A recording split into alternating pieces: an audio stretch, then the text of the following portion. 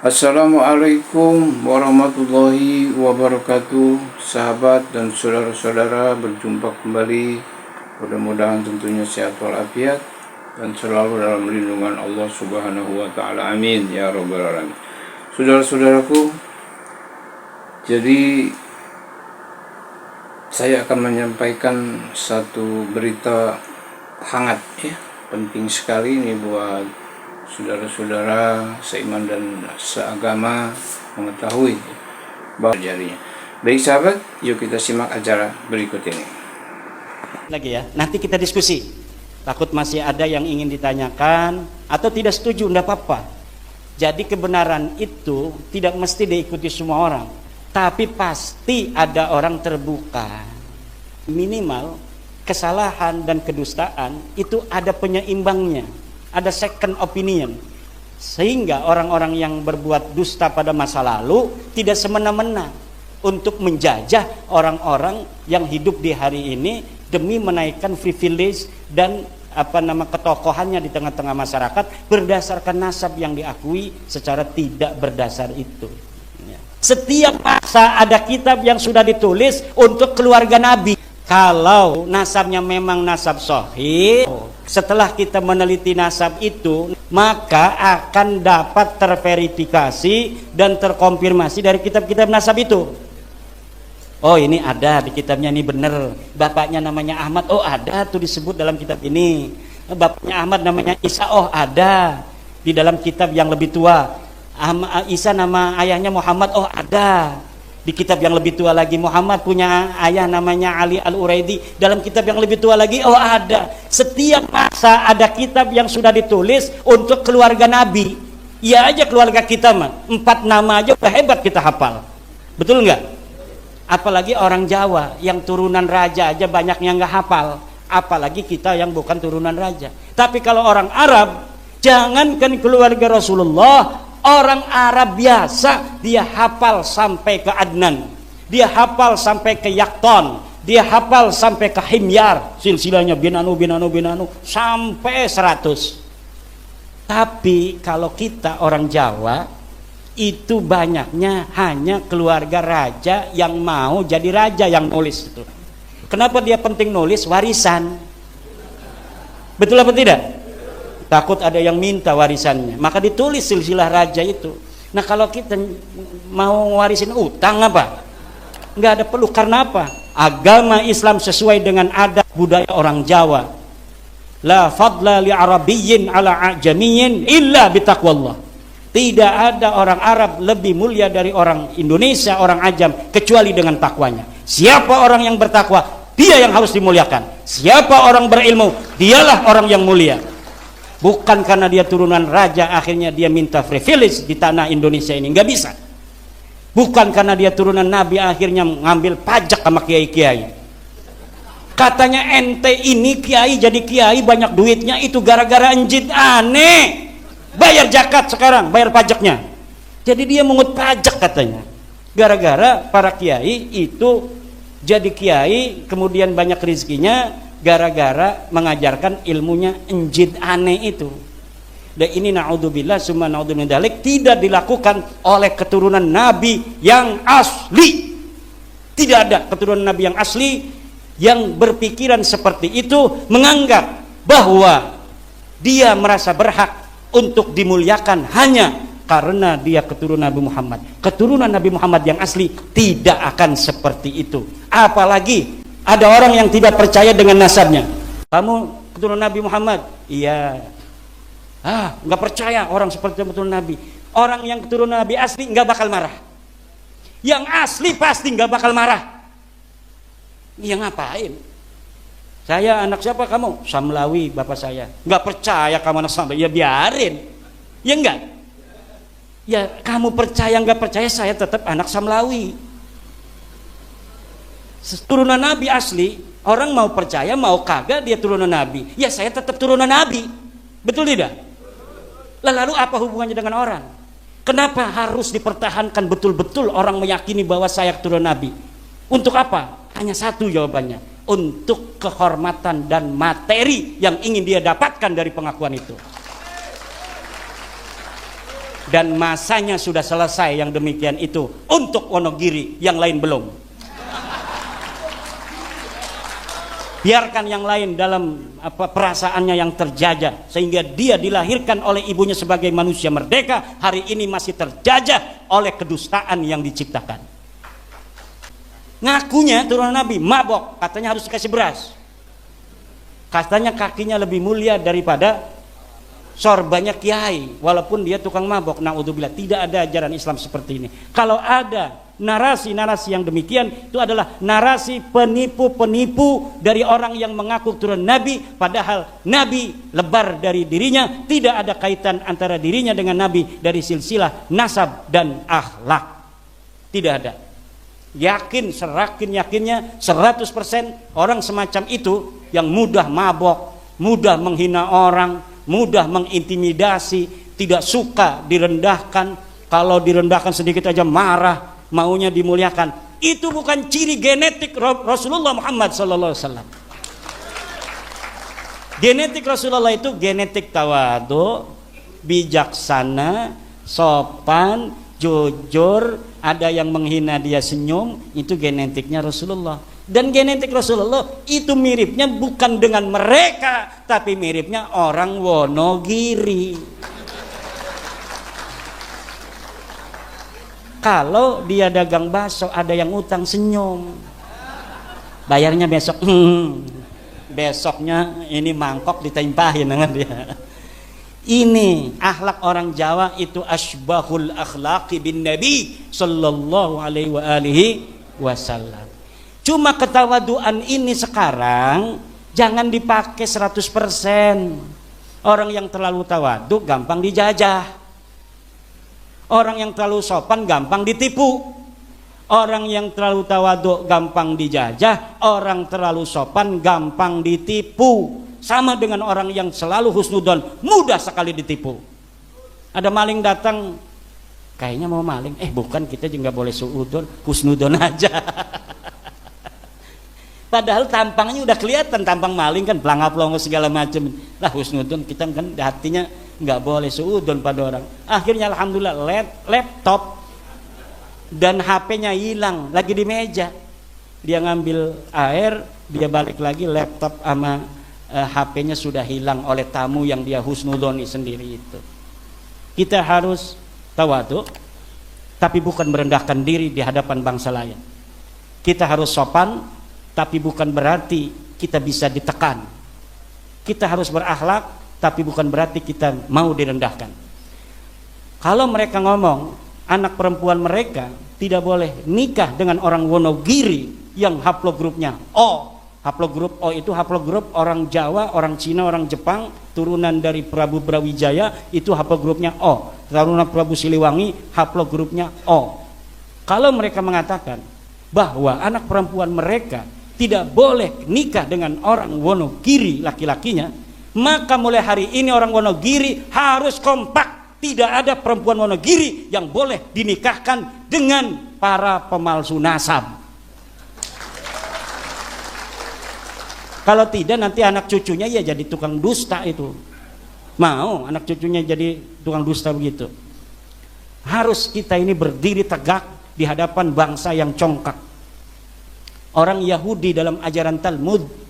Ajaran Talmud ini ajaran daripada penyimpangan dari ajaran Nabi Musa. Nabi Musa itu kitabnya Taurat. Setelah Nabi Musa wafat, ada orang-orang yang menyimpangkan ajaran Nabi Musa. Ajarannya disebut apa ditulis dalam kitab namanya Talmud. Di dalam Talmud ini diajarkan orang Yahudi adalah khairus syu'ab, sebaik-baiknya bangsa di atas dunia. Selain orang Yahudi adalah binatang. Tidak boleh perempuan Yahudi menikah dengan selain orang Yahudi. Selain orang Yahudi boleh dibunuh. Selain orang Yahudi boleh ditipu. Selain orang Yahudi tidak ada punya hak untuk hidup di muka bumi. Dibunuh aja boleh, karena tidak mempunyai hak hidup di muka bumi. Dan selain orang Yahudi, menurut ajaran kitab Talmud, bukan keturunan Nabi Adam alaihissalam. Ajaran-ajaran penyimpangan dari ajaran Musa itu sekarang dikembangkan oleh orang yang merasa keluarganya nasab keluarganya lebih tinggi dari nasab keluarga orang lain. Kalau ada orang Wonogiri, orang Indonesia yang masih menghormati keluarga-keluarga yang mempunyai pandangan merendahkan kita yang menghormatinya semacam itu bodoh banget itu orang Wonogiri. Udah direndahkan. Dia kalau melihat orang Wonogiri, nggak level. Kitanya mah hormat, nyium tangannya, tapi dalam hatinya nggak level.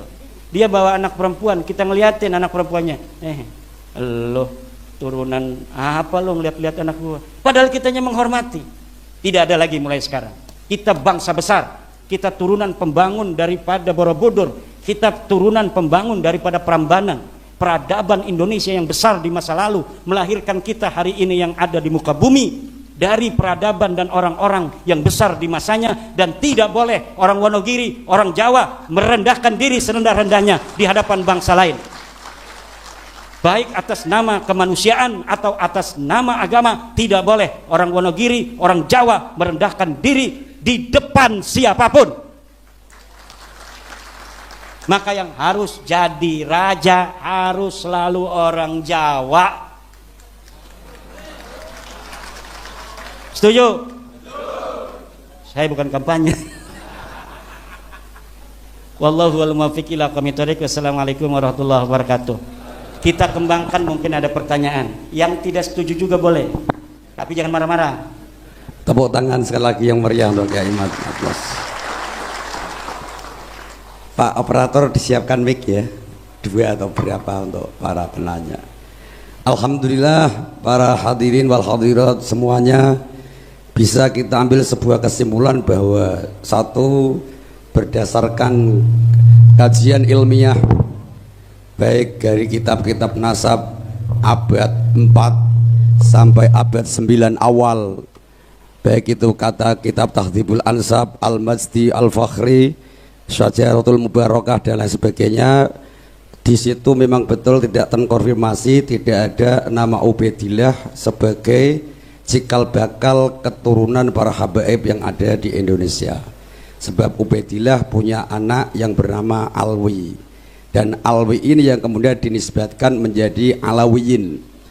Bani Alwi zuriyah daripada Ubaidillah yang memang namanya tidak terpotret, tidak ada di kitab-kitab nasab selama hampir 550 tahun. Kekosongan riwayat selama 550 tahun inilah yang menjadikan Kiai Imad yakin seyakin-yakinnya, juga berdasarkan fakta dan dalil yang ada, bahwa Ubaidillah bin Isa ini tidak ada namanya di dalam kitab-kitab nasab yang dijadikan sebagai sumber primer untuk menetapkan nasab Bani Alawiyin atau para habaib yang ada di Indonesia. Mungkin itu kesimpulan dari apa yang kita kaji pada pagi hari ini. Dan untuk berikutnya kita masuk pada sesi tanya jawab, baik yang setuju dengan kajian Kiai Imad ataupun yang tidak setuju. Justru saya pengen melihat yang bisa membantah dan mencari celah titik lemah daripada kajian Kiai Imad ini. Assalamualaikum warahmatullahi wabarakatuh. Matur sembah nuwun atas waktunya yang termulia dan yang kami muliakan sedaya para masyayikh, para kiai Wonogiri. Pertanyaannya, apakah semua kabib-kabib yang ada di Indonesia ini semuanya itu masuk Ba'alawi atau ada kotak-kotak Pak Yai? Artinya semuanya mungkote, napa masih ada pemilahan Pak Yai? Monggo mangke dipenjelasaken nggih. Itu yang pertama. Yang kedua, untuk Wali Songo. Ini saya kayaknya belum dipaparkan. Monggo mangke dipenjelasaken apakah Wali Songo itu katut Ba'alawi atau mboten ngoten nggih. Khawatir wis diidolakan, wis diziarahi, ternyata namu wali tapi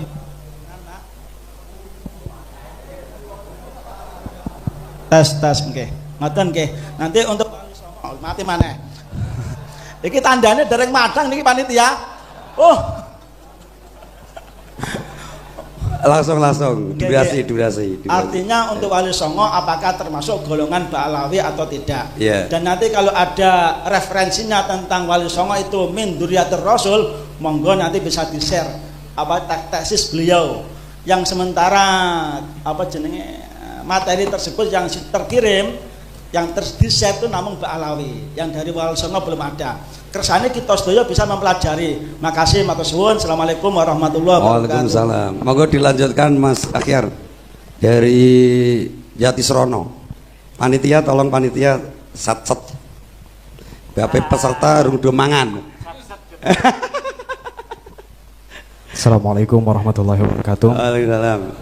Bismillahirrahmanirrahim. Sebelum saya menyampaikan pertanyaannya, disclaimer terlebih dahulu bahwasanya saya bukan dari golongan muhibbin atau apapun. Tapi pertanyaannya begini. Dari 87 jumlah nasabah yang tercatat dalam sejarah yang dikutip oleh Bakar Abu Saif yang pada masa Tobagotu ketiga sama keempat, kitab yang ditukil oleh jenengan itu hanya satu kitab saja. Bahkan ada lebih dari 50 kitab nasabah saat itu yang belum dikutip. Kemudian yang kedua, apa yang kami temukan dari Abnaul Imam, dari kitab Abnaul Imam fi Misra wa Syam halaman 167, Ibnu Toba Yahya bin Muhammad Al-Qasim Al-Husaini Al-Alawi yang wafat pada abad kelima, beliau mencantumkan Abdullah atau Ubaidillah sebagai putra dari Ahmad bin Isa. Kemudian di kitab lain As-Suluk fi Tabaqatil Ulama wal Muluk, karya Al-Qadi Bahauddin Muhammad bin Yusuf Al-Kindi, wafat pada abad 8, juga ketika menceritakan Abul Hasan Ali bin Muhammad, beliau menyebutkan Abdullah sebagai putra dari Ahmad bin Isa. Oleh karenanya pertanyaannya, apakah tesis yang jenengan buat itu sudah mencakup sekian banyak buku atau kitab nasabah atau hanya sebagian saja? Karena dari beberapa tesis yang saya baca dan juga pemaparan, bahkan 20% saja dari kitab-kitab nasabah belum jenengan tukil. Mungkin mohon tanggapannya ya. Apa dipukul rata ing kita unasab apakah tidak itu? Yang perlu dipertegas bahwa kalau kita mengenal FAM di Indonesia itu ba'alai FAM-nya kan macam-macam. Ada Asegaf, Al-Idrus, ada BSA bin Syekh Abu Bakar, ada Al-Khabsyi, ada Al-Masyhur, Al-Khirid, ada Barokbah dan lain sebagainya. Tolong itu juga diperjelas Pak Kiai. Terima kasih, moga waktu sepenuhnya dumateng Kiai Imad untuk memberikan pencerahan dan semoga yang bertanya penanya bisa terpuaskan. Semoga. Baik, terima kasih Kiai Zainal, penanya dari LBM PCNU. Karena saya kemarin baru rapat LBM PBNU di Semarang, di Bendungan, Hotel Bendungan ya, Bandungan ya, itu yang di gunung ya. Mengenai Mbak Alawi, Habib-Habib yang di Indonesia, apakah semuanya inqita, terputus kepada Nabi Muhammad SAW? Semua yang merasa dirinya Habib itu bermarga Ba'alwi, itu semuanya nasabnya ke Alwi bin Ubaidillah, semuanya putus. Karena memang Ahmad bin Isa tidak punya nama anak namanya Ubaidillah. Anak siapa? Wallahu alam. Ya orang-orangnya aja tidak terdeteksi, apalagi nama bapaknya. Orangnya aja tidak terdeteksi. Lalu marga apa-apa saja itu yang masuk Ba'alawi. Nah, mereka punya kekhasan, keluarga mereka dipanggilnya Habib. Jadi kalau yang dipanggil Habib itu Ba'alawi, bukan turunan Nabi. Kalau turunan Nabi itu memiliki tanda panggilan tersendiri, Syarif dan Sayyid. Kalau mereka keturunan Nabi yang melewati seorang raja atau gubernur, itu biasanya menggunakan Syarif. Tapi kalau keturunan ke atasnya tidak melewati raja, para ulama-ulama saja, itu biasanya hanya menggunakan Sayyid. Maka Syarif-Syarif Mekah sebelum dikuasai oleh Wahabi itu gelarnya Syarif Makkah, karena dia selain sebagai seorang penguasa Mekah juga keturunan daripada Rasulullah Muhammad sallallahu alaihi wasallam.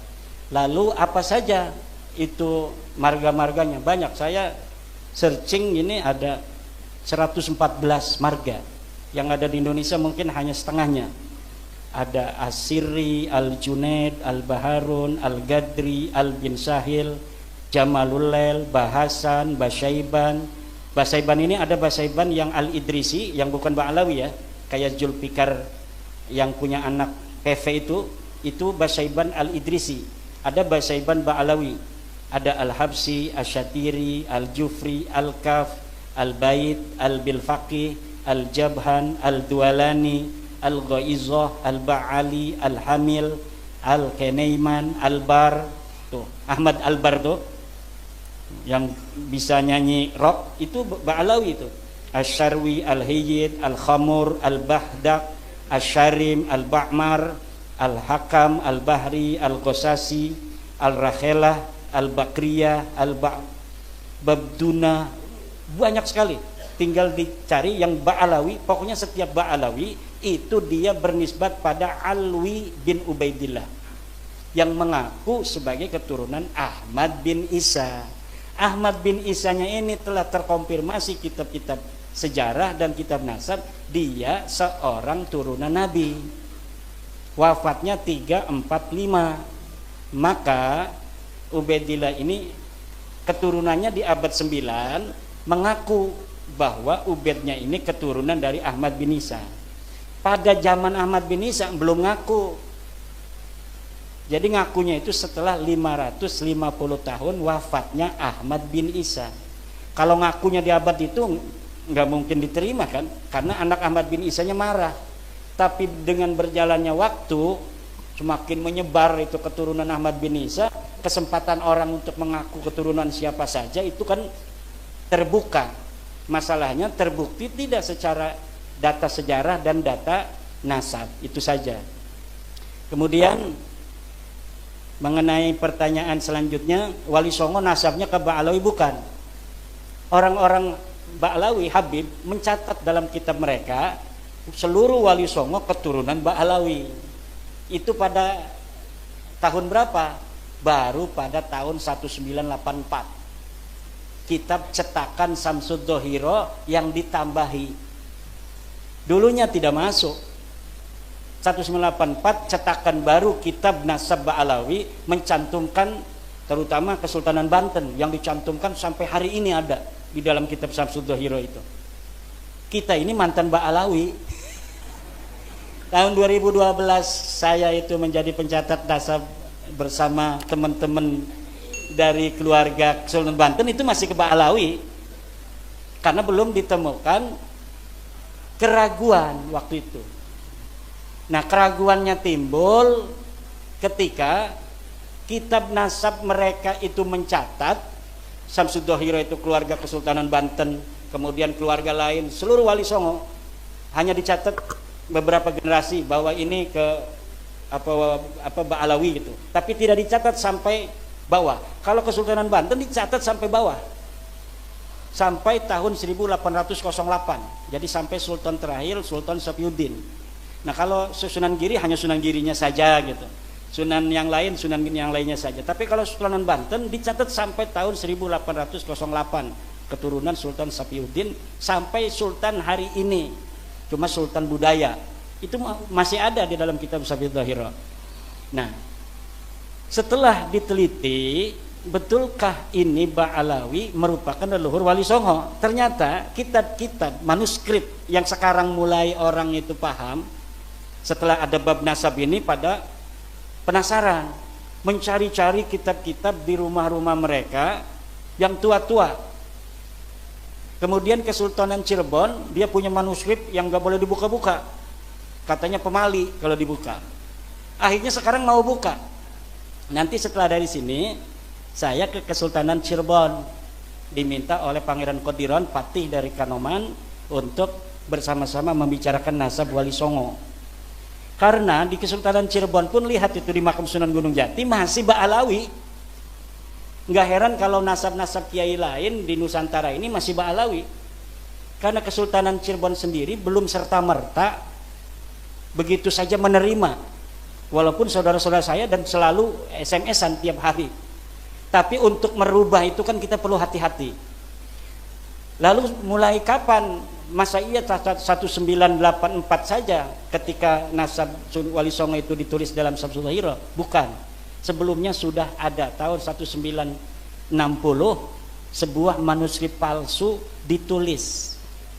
Jadi ada namanya manuskrip Negara Kertabumi. Katanya karya Pangeran Wangsakerta, salah satu putra Raja Cirebon tahun 1670. Nah, tahun 1670 di dalam manuskripnya itu ditulis silsilah Sunan Gunung Jati sampai ke Ubedillah. Setelah ini manuskrip dibawa ke ahli filolog dari Universitas Indonesia, ternyata kitab ini kertasnya tua, setelah pakai ludah, seret, tuanya hilang. Kertasnya ternyata kertas Manila. Kertas Manila itu ya kertas zaman sekarang itu, kayak karton itu. Itu. Jadi upaya itu sudah sejak 1960. Lalu yang tertua lagi di mana? Yang tertua lagi dalam tulisan Habib Salim bin Jindan. Habib Salim bin Jindan datang ke Kesultanan Banten, Sultanan Cirebon, Jogja, Solo, Madura. Bertemu dengan Syekh Holil Bangkalan. Kemudian ini Syekh Holil, silsilahnya Syekh Holil ini dari Ampel, ini dari Sunan Gunung Jati sampai ke Rasulullah. Akhirnya sekarang orang-orang pada berihtijaj dengan Syekh Holil. Katanya Syekh Holil sendiri sudah menetapkan Wali Songo ini ke Ba'alawi. Iya, karena Syekh Holil mendapatkannya dari Habib Salim bin Jindan. Habib Salim bin Jindan itu adalah ayah dari Habib Ahmad bin Jindan, orangnya soleh, tawadu, karena dia ngajinya sama kiai-kiai, bukan nama Ba'alawi. Dia ngaji sama kiai-kiai, makanya tawadu. Habib itu kalau ngaji sama kiai ya kayak kita, tawadu. Kenapa? Sinaran cahaya Jawa, keramat Nusantara itu akan masuk ke dia. Yang berbeda-berbeda itu, lihat gurunya ada nggak guru Jawa, dapat nggak dia keramat tanah Jawa? Nggak dapat. Kalau yang sombong-sombong itu nggak dapat keramat tanah Jawa. Jadi dia tidak dapat doa dari Sabdo Palon sama Syekh Subakir dulunya. Kalau yang dapat doa dari Syekh Subakir perjanjiannya dengan Sabdo Palon, ya kita mengindonesia. Tidak ada perbedaan kita berdasarkan keturunan dengan siapapun. Nah itu intinya. Kemudian nah, jadi Wali Songo ini sampai sekarang belum tuntas. Makanya saya jarang ngomong Wali Songo karena belum selesai. Dan menurut saya Wali Songo ini mau ke Nabi, mau ke jadi Syarif Sayyid itu nggak terlalu berbahaya. Kenapa? Mereka mengutamakan ilmu, tidak mengutamakan nasab. Jadi tidak akan merasa orang Jawa itu merasa direndahkan oleh turunan Wali Songo. Kalaulah cara Wali Songo sama dengan cara mereka ini sekarang nggak masuk Islam itu orang-orang Jawa. Orang Jawa itu begini-begini, tapi kalau direndahkan betul-betul melawan, betul nggak? Wali Songo tahu, makanya Wali Songo sangat merakyat. Dia merasa seperti orang Jawa sendiri. Makanya itu Sunan Kudus itu nggak ada anaknya yang pakai Sayyid, pakai Syarif, nggak ada. Walaupun dianya masih Sayyid Ja'far Shodiq, namanya masih pakai Sayyid Ja'far Shodiq, tapi anaknya saja nggak boleh pakai. Sampai sekarang anaknya ya menyatu aja dengan orang-orang di Kudus itu. Mungkin ada juga yang ngojek untuk Sunan Kudus itu, tuh keturunan Sunan Kudusnya itu. Ya nggak malu, karena apa? Nggak bawa-bawa marga, nggak bawa-bawa Sayyid, nggak bawa-bawa Syarif. Coba kalau Raden Tumenggung Mubarak misalnya, tiba-tiba ngejek pakai KRT Mubarak, ya kan itu merendahkan pangkat.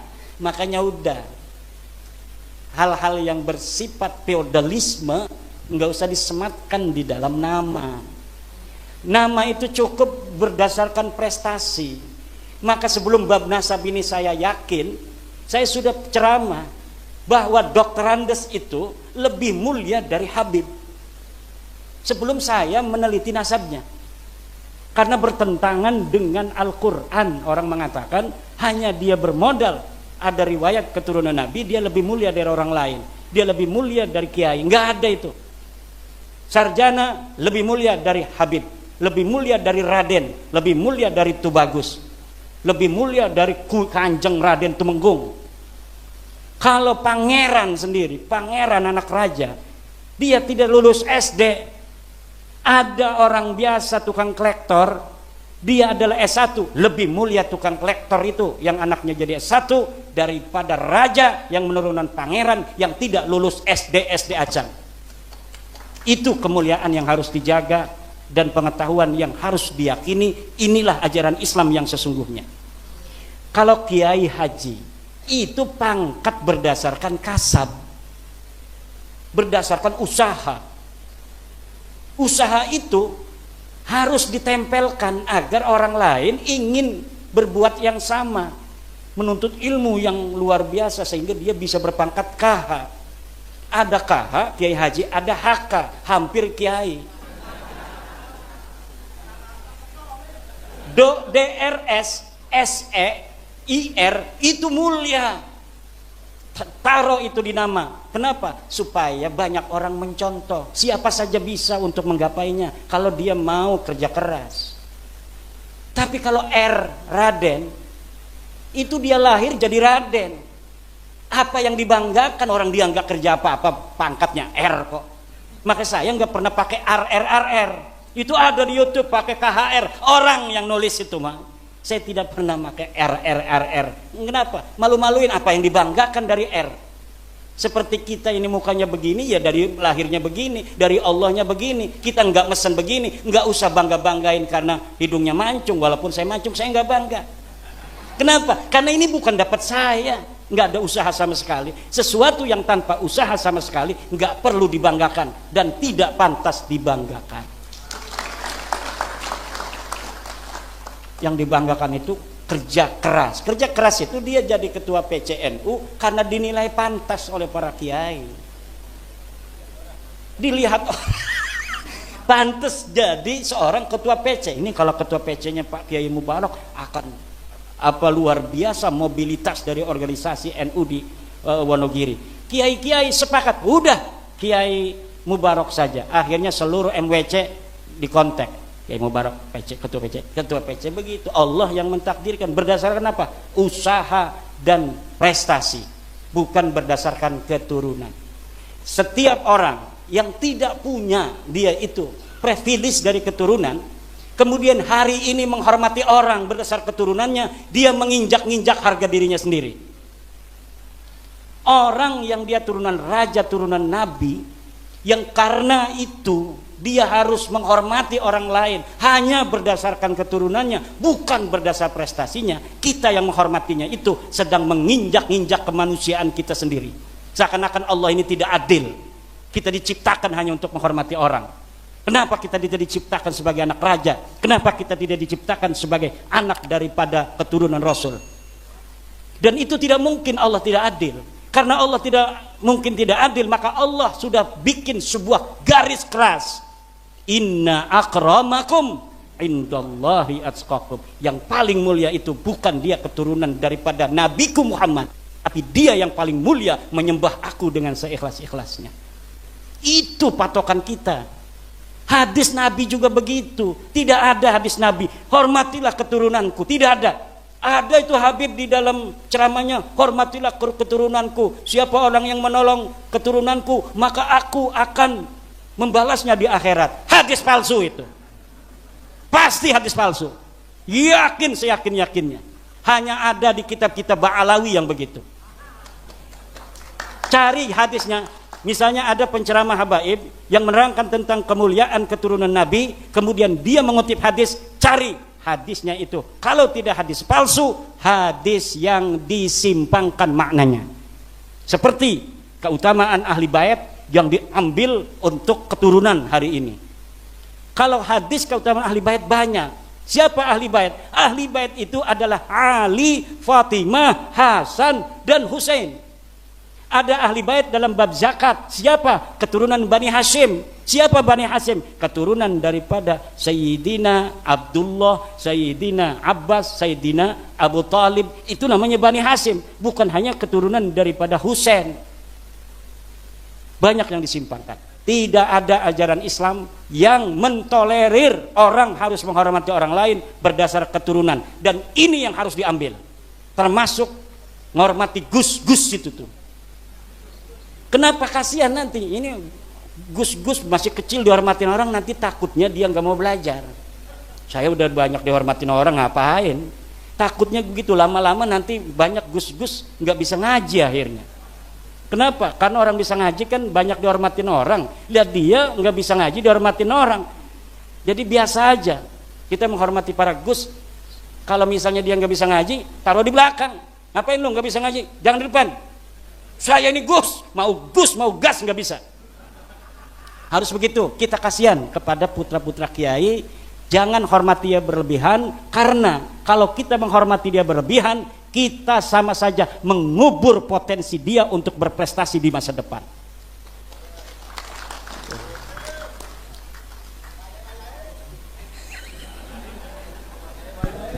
Yang kedua ini, kedua. Ini nanti, wah nasabnya. katanya ini anti Gus juga nih.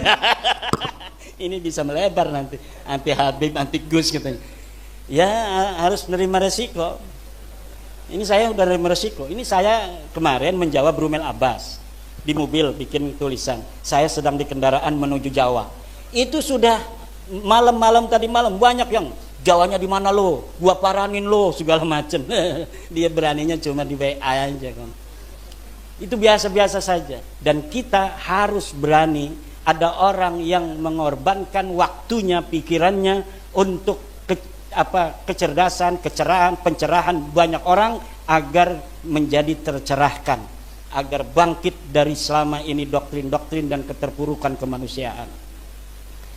Kiai Miftahul Ahyar, bukan Miftahul Ahyar, Miftahul Ahyar namanya, Filul Ahyar, Birrul Ahyar, Kiai Birrul Ahyar. Dari 87 kitab nasab, kitab yang ditukil hanya 1 kitab nasab. Banyak yang saya tukil.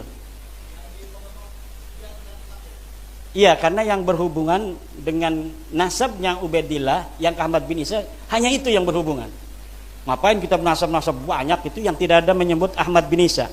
Ketika kita telah mengetahui bahwa ayahnya namanya Ahmad bin Isa, dari situ dia punya anak Ubaid enggak. Yang menyebut Ahmad bin Isa itu hanya beberapa kitab. Makanya sejarawan barat banyak yang mengatakan Ahmad bin Isa sendiri fiktif. Dulu banyak sejarawan barat mengatakan Ahmad bin Isa fiktif. Kenapa? Karena Ahmad bin Isa tidak ditulis, padahal kitabnya ada, cuma dia waktu itu belum menemukan. Nah, tapi sekarang Ubaidillah ini mah bukan hanya belum ditemukan, karena memang betul-betul tidak ada. Sama sekali tidak ada. Kalau Ahmad bin Isa di dalam kitab hadis dia meriwayatkan hadis, tapi dalam kitab nasab waktu itu belum ditemukan anaknya siapa-siapa. Nah, hari ini sudah ditemukan. Kitab Tahdibul Ansab, kitab Muntaqilatul Talibiyah, kitab Al-Majdi, kitab Syajarah Mubarakah, kitab As-Sabatul Musan, kitab Tahdibul Ansab, kitab Umdatul Talib, dan kitab An-Nafah Al-Ambariyah. Nah, kalau kitab-kitab yang lain yang ada di samping kanan kirinya itu betul banyak kitab nasab, tetapi tidak membicarakan tentang Ahmad bin Isa. Dia mungkin membicarakan toba-toba keluarga di sana yang ada di Suriah, tidak membicarakan yang ada di Irak. Karena Ahmad bin Isa ini orang Irak, maka yang dibicarakan yang dicari adalah kitab-kitab berasal dari Irak yang menerangkan tentang orang Irak. Baru ketika kita menemukan kitab nasab yang membicarakan orang Irak, kita bisa mengetahui anaknya Ahmad bin Isa berapa. Karena Ahmad bin Isa ini orang Irak, bukan orang yang pindah ke Yaman. Bagaimana kiai itu di dalam kitab-kitab disebutkan bahwa Ahmad bin Isa dimakamkan di Yaman? Yaitu makam siapa? Kitabnya abad berapa yang menyebutkan itu? Dari mulai abad ke-10 bahwa Ahmad bin Isa dimakamkan di Yaman. Sebelumnya ketika Ahmad bin Isa wafat tidak ada. Bagaimana dia dimakamkan di Yaman? Dia orang Irak. Masa iya mati di Irak dibawa-bawa ke Yaman, mau ngapain? Iya, itu makam itu bisa diciptakan. Bagaimana sekarang kita hari ini kan lagi ribut bab nasab nih. Ribut lagi bab tidak hijrah ke Yaman, lagi ribut makam Ahmad bin Isa itu kok ada di Yaman. Sampai ada teman saya yang lulusan Yaman pergi ke Yaman Dia videoin. Setelah dia videoin, dia kirimin video saya. Ini ada makamnya katanya Ahmad bin Isa. Ini makamnya Ubaidillah. Masa iya katanya ente tidak percaya bahwa Ubaidillah ini adalah sosok yang historis? Kalau dia sosok yang tidak ada, bagaimana dia ada makamnya? Akhirnya Allah buka dari keadaan Indonesia. Banyak makam-makam yang tidak ada orangnya, hari ini ada makamnya. Banyak orang-orang yang dulu sejarahnya tidak ikut-ikut ngediriin NU, sekarang ditulis ikut ngedirikan NU. Banyak orang yang ditulis dulunya tidak menyebarkan Islam, hanya narik-narik biola, sekarang disebut menyebarkan Islam di Indramayu. Ada bukunya juga ditulis penyebaran Islam oleh Habib Anu bin Anu. Sampai bikin skripsi. Anak buahnya yang punya anak lagi nulis skripsi, suruh bikin skripsi penyebaran agama Islam oleh Habib Anu bin Anu di Indramayu. Saya teliti itu skripsinya. Kemudian makam orang terkenal di Semarang diciptakan, padahal makam aslinya ada di Pleret, Jogja. Dia adalah seorang dari pahlawan Yogyakarta yang melawan penjajah. Ketika dia melawan penjajah Inggris, waktu itu dikuasai Inggris, Belanda kalah oleh Inggris, Inggris menguasai, kemudian perang Jogja dengan Inggris, mati KRT Sumodiningrat. Setelah KRT Sumodiningrat mati di dalam masjid, ditebas lehernya, dimakamin di Pleret. Setelah dimakamin Pleret, 100 tahun kemudian tiba-tiba muncul makamnya di Semarang dan nasabnya rubah. KRT Sumodiningrat sekarang nasabnya menjadi bin Toha bin Yahya. Dulunya orang mana? Orang Jogja asli, menantunya Hamengkubuwono ke-1. Menantu Hamengkubuwono ke-1, dia orang Jogja asli, pernah jadi bupati di Jepara kalau tidak salah. Sekarang dirubah. Untuk apa sih merubah sejarah, merubah makam? Untuk masa depan, bos. Untuk masa depan, biar masa depan untuk keluarga ini tercatat sebagai orang-orang yang ikut di dalam memperjuangkan kemerdekaan.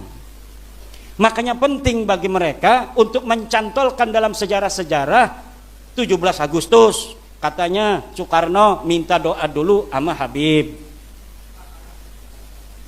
Katanya bendera Indonesia merah putih itu ditentukan oleh Habib. Katanya Garuda Pancasila itu ditentukan oleh Habib. Katanya NU itu didirikan oleh salah satunya Habib. Dan sebagainya dan sebagainya. Makam-makam di pojok-pojok itu dikasih nama marga-marga dari mereka, kemudian dikasih tahun yang tua. Untuk apa? Ke depan Indonesia jangan macam-macam sama kita orang. Ini kita sudah terkonfirmasi datang ke Indonesia abad ke-15. Apa buktinya? Makam, lihat tuh, ada inskripsinya. Mereknya Habib Anu bin Anu tahun sekian. Ini Bapak yang akan terjadi. Maka kita begini keras ngomong ini agar mereka sadar. Udah berhentilah. Yang udah bikin-bikin makam. Hapusin, makam gak ada orangnya. Yang ada orangnya, yang tokohnya itu tokoh Jawa asli, dirubah lagi. Udahlah, kita salah. Ayo kita se-Indonesia, sekarang kita sama-sama membangun Indonesia. Tidak ada lagi yang bicara tentang nasab dan keturunan. Karena kalau bicara nasab dan keturunan, orang Jawa, orang Wonogiri yang lebih berhak untuk mengklaim bahwa Indonesia ini miliknya daripada orang lain. Karena keturunan orang-orang yang hari ini ada di sini inilah yang dulu memperjuangkan kemerdekaan negara Republik Indonesia, bukan orang lain. Kalau mereka kita tahu sendiri sejarahnya, datang di bawah Belanda, kemudian mereka menjadi orang-orang kelas tinggi di Belanda, ada kelas Eropa, ada kelas Asia, ada kelas pribumi. Ini orang-orang yang sekarang ini ngaku sebagai cucu Nabi, itu ditinggikan oleh Belanda. Maka ketika Jepang datang, mereka ini tidak mendukung Jepang. Kenapa? Karena Jepang tidak seperti Belanda mengistimewakan mereka. Maka barulah di antara mereka mau berjuang tuh. Kenapa? Karena Jepang tidak mengistimewakan mereka. Itu. Ya yang udah ada silakan makan aja. Bismillah dulu. Kemudian Abnaul Imam mencantumkan Abdullah, itu manuskripnya dipalsukan. Manuskripnya itu hanya 20 halaman. Dulu sebelum viral, saya sudah menemukan manuskripnya ada di internet, 20 halaman. Setelah dicetak menjadi 187 halaman. Kalau kitab ini betul-betul kitab-kitab yang asli, maka hari ini mereka pasti sudah berani untuk berdebat dengan saya.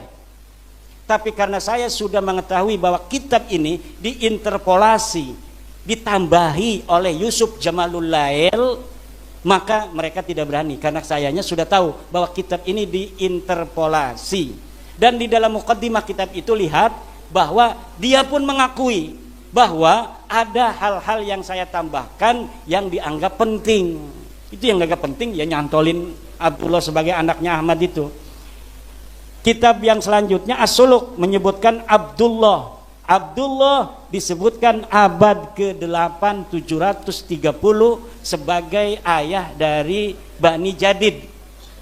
Bani Jadid ini mengaku dirinya sebagai keturunan Ahmad bin Isa. Ini bukan Ba'alawi. Bani Jadid ini orang yang mencangkok pertama keturunan Ahmad bin Isa di abad 8. Dia adalah Bani Jadid, namanya Syarif Abil Jadid bin Ahmad bin Abdullah bin Ahmad bin Isa bin Muhammad An-Naqib. Atau kurang sedikit lah. Itu dari yang saya sampaikan itu. Yang jelas dia tertolak sebagai keturunan Ahmad bin Isa karena kitab yang lebih tua dari itu menyebutkan bahwa anak daripada Ahmad bin Isa hanya 3. Lihat dalam kitab Syajarah Mubarakah, itu narasi yang disampaikan oleh Imam Al-Fakhrur Razi, fa'aqibuhu min salasati banin. Jumlah ismiyah itu lihat di dalam kitab Al-Muqibun karya daripada Mahdi Rajai, apabila menyampaikan dengan jumlah ismiyah maka yufidul inhisar, yufidul hasra, itu memberikan faedah hasr. Itu ada keterangannya dalam kitab Al-Muqibun karya Mahdi Rajai, bahwa apabila ulama mengatakan dengan jumlah ismiyah itu yufidul hasra, tapi apabila dengan jumlah fi'liyah fa'aqoba salah sata banin, itu masih bisa tambah 1. Tapi kalau sudah fa'aqibuhu min salah sati banin bi jumlatin ismiyatin hadihi tadullu ala al-hasr. Jadi tidak bisa, tertolak. Dan sudah terbukti Bajadid ini bukan keturunan Nabi. Sudah terbukti dari kitab-kitab selanjutnya. Nanti Bajadid, Ba'alawi Bajadid itu adalah keturunan orang Arab biasa. Ya, nanti di abad 9 Ba'alawi ini, yang Habib-Habib ini mencangkok lagi kepada Bajadid ini. Jadi nyangkok kepada cangkokan. Jadi Bajadid ini udah nyangkok kepada Ahmad bin Isa, anaknya ditambahin 1. Nah nanti si Ba'alawi sekarang ini nyangkok kepada Ba'alawi Bani Jadid ini. Katanya Jadid itu adik daripada Alwi.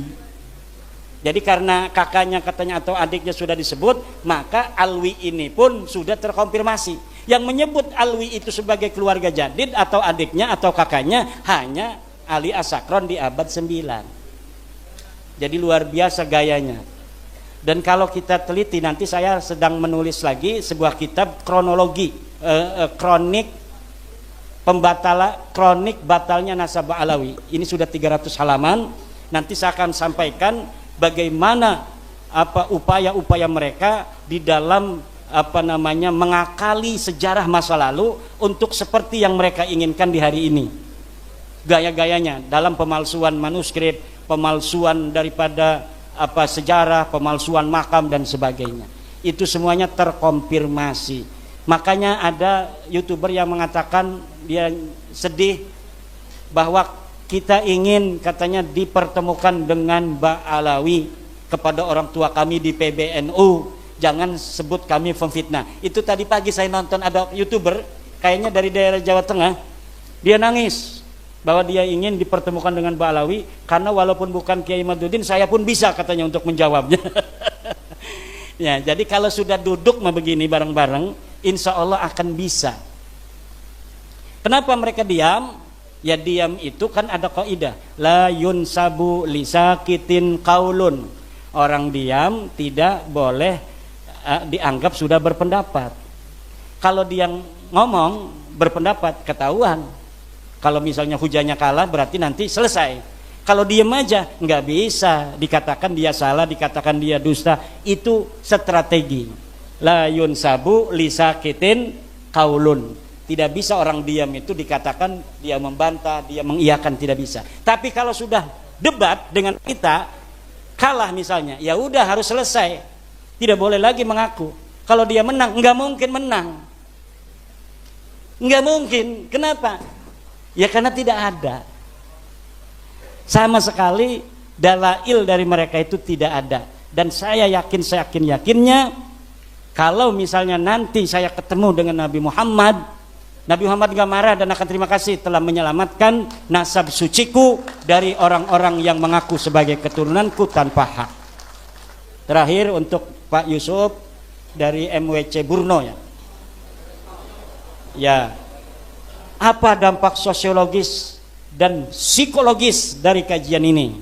Kalau tentang Ba'alawi apa saja tadi sudah dampaknya. Ya dampaknya maslahat pertama buat habaib Pak Yusuf. Dampak pertama yang akan maslahat habaib kalau mereka menerima. Enggak menerima pun pasti mereka tidak akan seperti dulu. Mentang-mentang cium tangan lu. Nggak bakal sekarang memberani sama ketua MWC. Kalau dulu ketua MWC nggak mau nurut sama dia, masuk neraka lo, nggak dapat syafaat menjid aneh. Sekarang nggak bakal lagi. Maslahat tidak tuh, mereka tidak begitu. Maslahat. Allah akan suka kepada orang yang tidak sombong. Kalau kita niatnya bagus, insya Allah kita akan punya kekuatan dan tenaga. Tapi kalau kita niatnya jelek, hanya karena kebencian, dia kita mudah rungkat. Kenapa ini bisa masif sampai ratusan orang sekarang ini mau ngedengerin sambil makan lagi ngedengerinnya?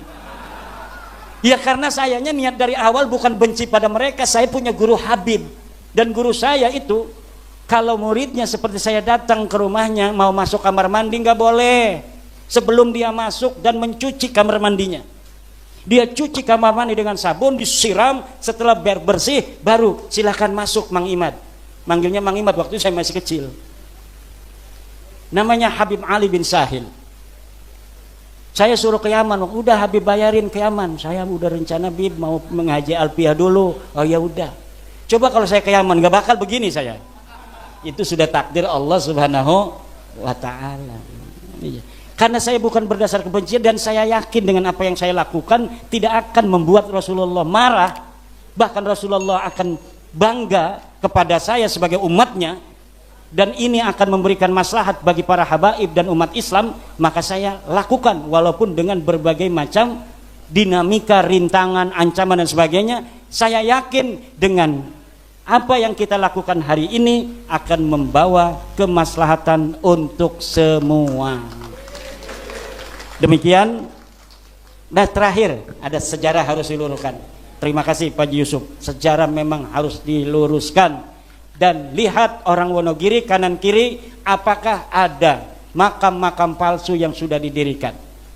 Kalau orang situnya nggak tahu, tiba-tiba ada makam bermarga bukan marga orang Jawa.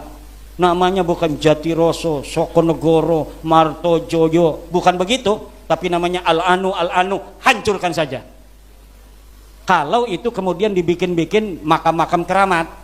Kalau memang benar dia punya anak di situ, meninggal di situ, ya biarin aja. Tapi kalau dikeramatkan tiba-tiba di situ ada berita bahwa dulu ada Habib Anu dimakamkan di sini tahun 1500, hancurkan. Kenapa? Itu akan bisa merubah sejarah kita di masa yang akan datang. Hari ini Israel bisa kokoh di Palestina, di antaranya Israel menggunakan metodologi pembangunan makam palsu.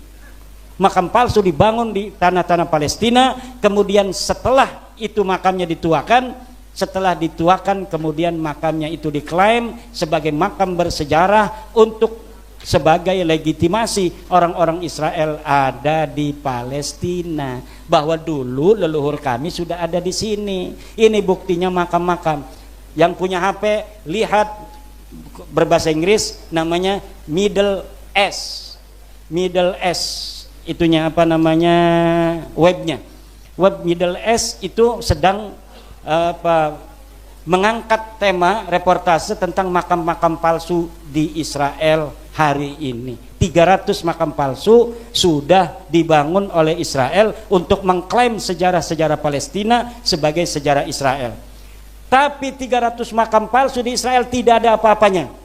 Karena kemarin dari Keraton Jogja ada yang ke rumah seorang Raden dari Jogja menginformasikan bahwa di Jogja saja 260 makam.